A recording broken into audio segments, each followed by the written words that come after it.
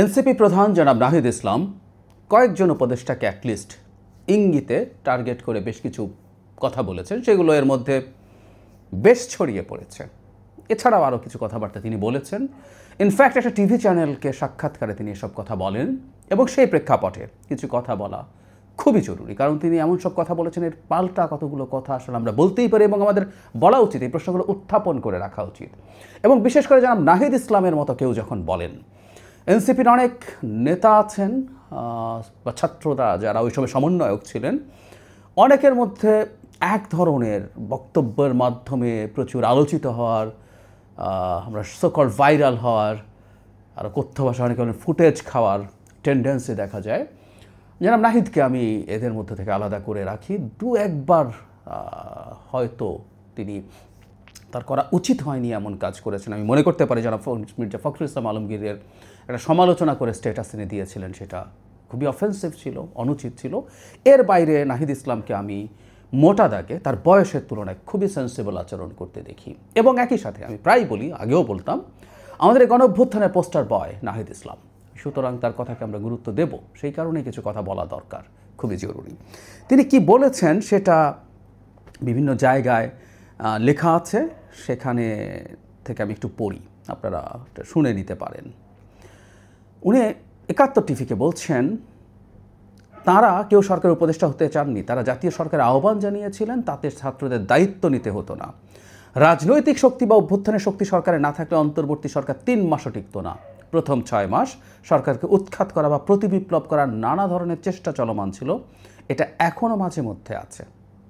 তারপর তিনি বলছেন, রাজনৈতিক দলের নেতাদের এবং যারা উপদেষ্টা হয়েছেন তাদের অনেককে বিশ্বাস করাটা আমাদের অবশ্যই ভুল হয়েছিল। আমাদের উচিত ছিল, খেয়াল করি আমরা, উনি বলছেন, ছাত্র নেতৃত্বকেই শক্তিশালী করা, সরকারে গেলে সম্মিলিতভাবে যাওয়া। নাগরিক সমাজ বা রাজনৈতিক দলকে আমরা যে বিশ্বাসটা করেছিলাম, যে আস্থা রেখেছিলাম, সেই জায়গায় আমরা প্রতারিত হয়েছি। অনেক উপদেষ্টা নিজেদের আখের গুছিয়েছে অথবা গণ অভ্যুত্থানের সঙ্গে বিট্রে করেছে। যখন সময় আসবে আমরা তাদের নামও উন্মুক্ত করব, সময় এখনও আসেনি। আচ্ছা, তিনি বলছেন, উপদেষ্টাদের অনেকে বিভিন্ন রাজনৈতিক দলের সাথে লিয়াজও করে ফেলেছে, তারা নিজেদের সেফ এক্সিটের কথা ভাবছেন। এটা আমাদের অনেক পোহাতে হয়েছে, পোহাতে হবে।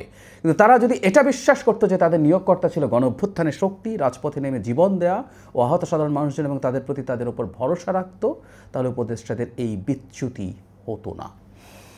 মানে জনাব নাহিদ ইসলামের বক্তব্যে কতগুলো খুব সিগনিফিক্যান্ট কথা আছে, যেগুলো নিয়ে প্রচুর আলাপ হচ্ছে। তারা প্রতারিত হয়েছেন রাজনীতিবিদ এবং উপদেষ্টাদের দিয়ে, এবং তারা বলছেন অনেকে আখের গুছিয়েছেন, দলের সাথে লিয়াজও করেছেন, সেফ এক্সিটের কথা ভাবছেন।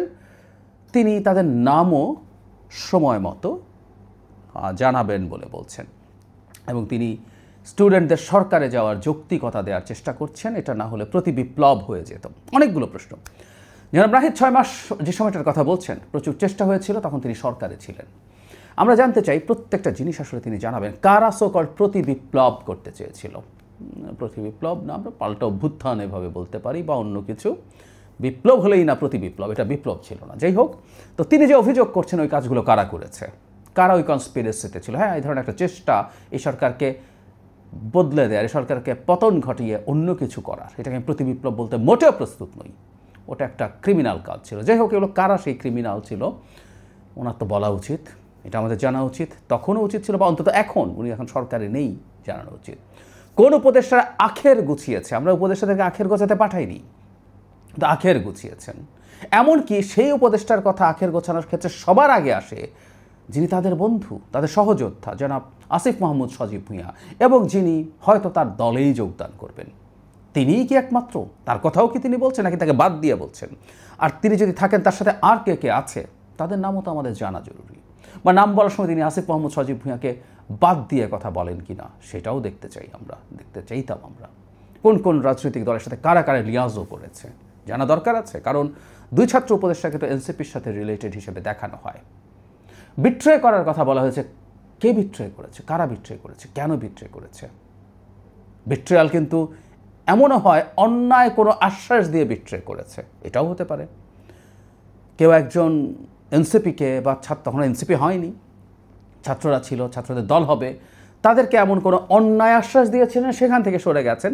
যাকে অন্যায় আশ্বাস দেওয়া হয়েছে তার কাছেও এটা বিট্রেয়াল মনে হতে পারে। সো বিট্রে বলতে তিনি কী বোঝাচ্ছেন এগুলো খুব স্পেসিফিক করা দরকার। এরকম ভাষা কথা বলার কোনো মানে নেই। এর বাইরেও তিনি আরেকটা কথা বলেছেন, এটা এইখানে আমি পাইনি, আমি ভিডিওটা শুনেছি। ওখানে এসছেন যে রাজনৈতিক দলগুলো ক্যান্টনমেন্টে গিয়ে তারা ওখানে মানে একেবারে আনুগত্য দেখিয়ে এসছেন। ভাষাটা আমি এই মুহূর্তে খুব স্পষ্ট মনে করতে পারছি না। সেটারও খুব সমালোচনা করেছেন, ছাত্ররা সেটা করেনি। আমি একটা কথা একটু যোগ করে রাখতে চাই।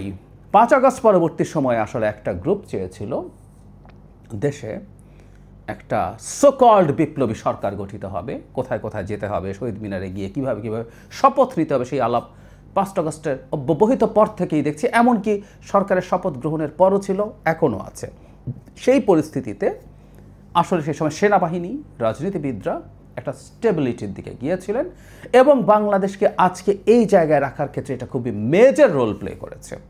এবং সেনাবাহিনী যেহেতু শেষ পর্যন্ত শেখ হাসিনার আদেশ আর পালন করেনি, শেখ হাসিনার আদেশ পালন না করার মাধ্যমে তারা জনগণের কাতারে এসে দাঁড়িয়েছে। সুতরাং মাঝের এই সময়টা সেনাবাহিনীর মেডিয়েট করাটাকে আমরা আমাদের ওই সময়ের জন্য খুবই গুরুত্বপূর্ণ এবং পজিটিভ আচরণ হিসাবেই আমরা দেখব।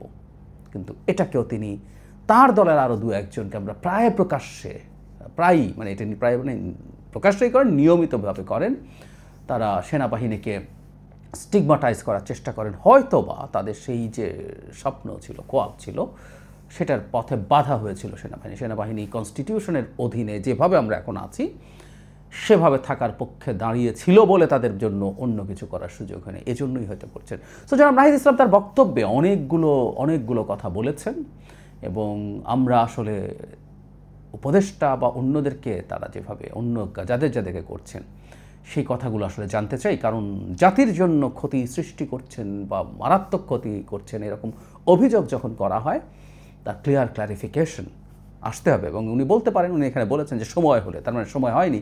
আমি মনে করি সময় হয়েছে। যখন জাতিকে ধ্বংস করছে বসে বসে তারা, সময় তো তখন হয়ে গেছে বলেই বলে হয়। উনিকে মাত্রই মনে করেছেন বা উনি তো কাছ থেকে দেখেছেন উপদেষ্টারা কে আখের গোছাচ্ছে আর কে সেফ এক্সিটের জন্য রাজনৈতিক দলগুলোর সাথে তাদের আঁতাত করে ফেলছেন।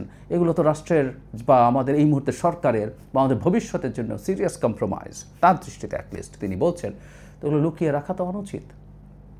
বরং এইটুকু বলে তিনি আরও বেশি বিতর্কের জন্ম দিলেন। আমি ব্যক্তিগতভাবে মনে করি, খুব সিরিয়াসলি মনে করি, এটা তার দলের আরও কেউ আছে, আমি আর নাম বলছি না, আপনারা নিশ্চয়ই বুঝতে পারেন, তাদের সাথে হয়তো যায়, কিন্তু যারা নাহিদ ইসলামের সাথে যায় না। উনি একটা দলের প্রধান, শুধু না, তার একটা ব্যক্তিগত ইমেজ আছে, যে ইমেজটা এখন পর্যন্ত মোটা দাগে বেশ শ্রদ্ধার অনেকের কাছেই। আমরা অনেকেই তাকে একটু আলাদাভাবে দেখি। তার জায়গা থেকে এই জিনিসগুলো আসা দরকার আছে। এমন কিছু কথা যেটা এক ধরনের চটক তৈরি করে, ওই চটকের কথা মাঠে ছেড়ে দিলাম, সেই চটক নিয়ে সবাই এবার দৌড়লো, এই প্রবণতা থেকে তার সরে আসা উচিত বলে আমি মনে করি। আমি আশা করি তিনি যে অভিযোগগুলো করছেন এগুলো যদি নেহায়াত ফালতু রেটরিক না হয়ে থাকে, তাকে সেইগুলো নিয়ে স্পষ্টভাবে কথা বলা উচিত, খুব স্পষ্টভাবে। মানে আমি সত্যিই জানতে চাই কোন উপদেষ্টা তাদের আখের গুছিয়েছে এই ক্রান্তিকালীন সময়, এই ক্রান্তি লগ্নে আখের গোছানোকে তার প্রধান কাজ হিসাবে ঠিক করেছেন, তারা সেটাকে নিয়ে কাজ করেছেন। আমি আসলে জানতে চাই, আমরা সেগুলো নিয়ে কথা বলতে চাই, সত্যিকার অর্থেই চাই, এবং তাদের বিরুদ্ধে এখন এবং ভবিষ্যতে ব্যবস্থার জন্য অ্যাক্টিভিজম চালাতে চাই। আমি আসলেই চাই। কারা রাজনৈতিক দলের সাথে আঁতাত করছে, তারা একেবারে একটা নিউট্রাল সরকার, এই নিউট্রাল সরকার কিভাবে আঁতাত করছে এবং সেটা সরকারকে কিভাবে প্রভাবিত করছে, এই তথ্যগুলো আমাদের জানা দরকার। যার সাথে করুক, বিএনপি, জামায়াত, এনসিপি, যার সাথে করুক, আমাদের জানা দরকার আছে। এবং এগুলো অত্যন্ত গর্হিত কাজ। আবারও বলছি, যাতে সবচেয়ে ক্রান্তি লগ্নের মধ্যে বসে এসব যদি হয়ে থাকে, সেগুলো আমাদের জানতে হবে। জনাব নাহিদ ইসলামের এই ব্যাপারগুলো নিয়ে খুব দ্রুত তার বক্তব্য দেওয়া উচিত। সময় হলে না, সময় বহু আগে হয়ে গিয়েছিল, তিনি সেটা করেননি, তিনি এখনও করছেন না, এটা ঠিক করছেন না তিনি।